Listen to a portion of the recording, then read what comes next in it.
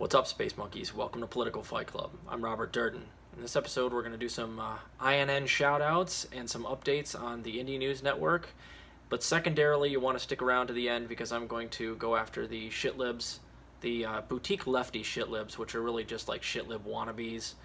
A lot of them are now finally souring on Joe Biden, and despite the fact that he hasn't done anything over the last 18 months to make anybody's lives better, and in fact has ushered in a new era of techno-fascism, they forget to mention that they actually got exactly what they wanted when they told everybody to vote blue no matter who, and we'll put Joe in there and we'll push him left.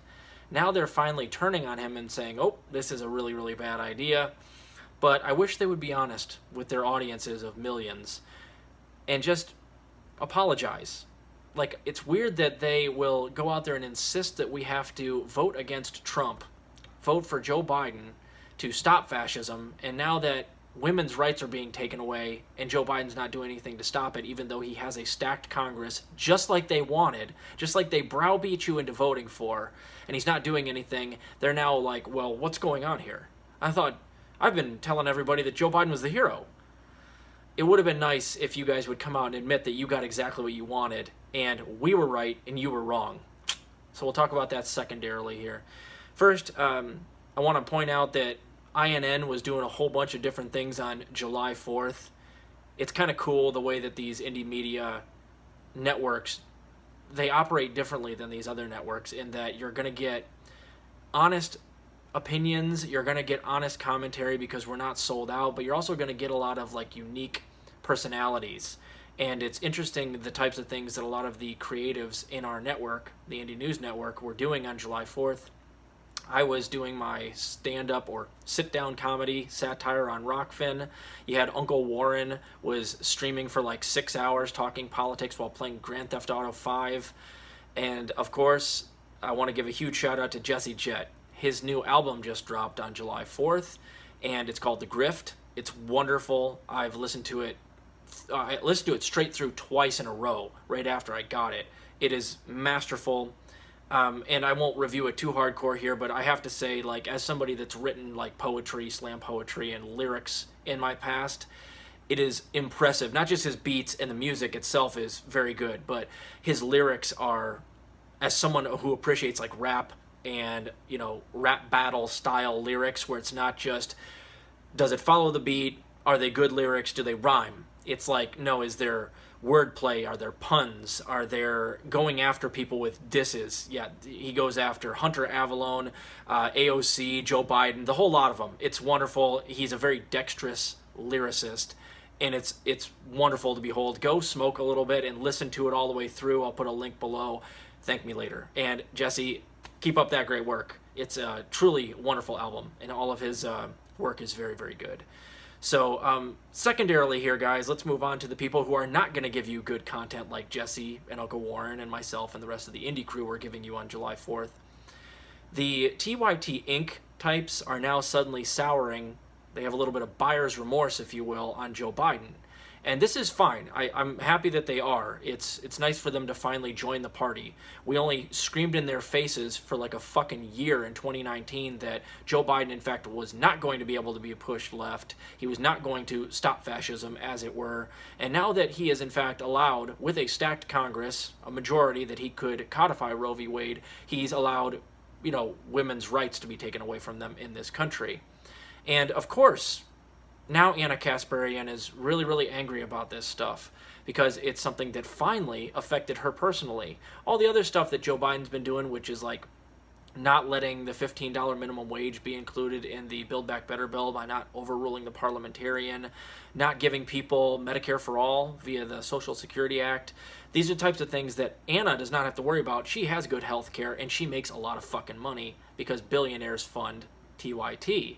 So now this is something that really got her up in a huff because it's something that finally is affecting the rich, white, wine-tasting soccer mom Karens of the world.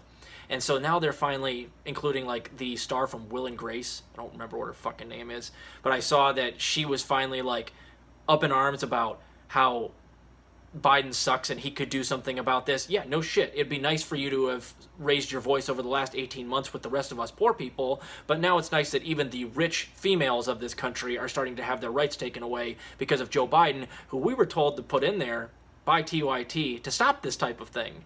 So it would just be nice if they would come out and be like, yeah, we kind of made a mistake. All the people that were telling us that we probably should have voted third party or withheld our vote after Bernie got basically cooed out of the primaries, yeah, those people were right. Joe Biden was not going to be the answer, but they're not doing that. They're on the record saying that this was exactly what they wanted. They got exactly what they wanted, and now it's funny to see them backpedal. I don't think we should cancel these people. I hope they keep talking, because the more that they talk, the more that everybody realizes that they're frauds and idiots. And I don't need to cancel them, because the more that they talk, the more people are going to gravitate to good content like we do at INN or Mi Casa Su Casa Network or Revolutionary Blackout or Hardlands Media or any of these other networks that we work behind the scenes with. Those guys give you good content, and it's becoming more and more apparent the more we're able to predict things and give you guys actual truth than TYT ever will be able to, because of course they're bought and paid for by Jeffrey Katzenberg and Buddy Roemer, multimillionaires and billionaires. So it's interesting to me. I wish these people would actually apologize, but they're in a bit of a pickle because it's on the record. They said to their audience of millions that we needed to put Joe Biden in there, and now Joe Biden's been an utter train wreck, so it's hard for them to save face. They can go out there and scream to the rafters all they want to that Joe Biden really, really sucks, but we all know that for the last 18 months they've been doing nothing but protecting him, and doing nothing especially but protecting the squad, and they could have leveraged Joe Biden to do a number of different executive orders, for instance, and they haven't been critiquing them either. So I think this is interesting. I see, like, even Rob Reiner, like, took Biden's dick out of his mouth long enough to be like, okay, I'm still going to suck it after this, but I had to take it out of my mouth to tell you that I think you're doing a poor job right now. Okay, I'm going to get back to it, but you're on no more dick sucking notice. And when Rob Reiner is saying that type of thing on Twitter, you know the Democratic Party is really in some hot water. So that's what's going on right now. It's interesting that now even the celeb